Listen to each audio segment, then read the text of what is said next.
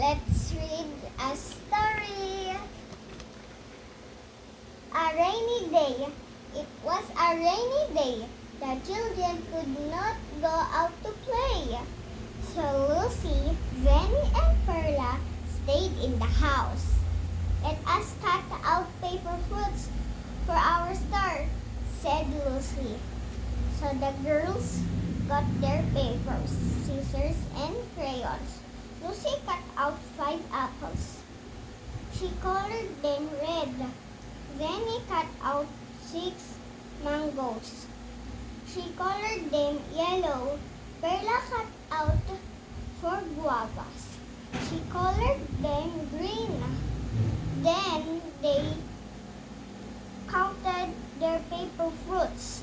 Now we have pretty paper fruits for our star, said Perla.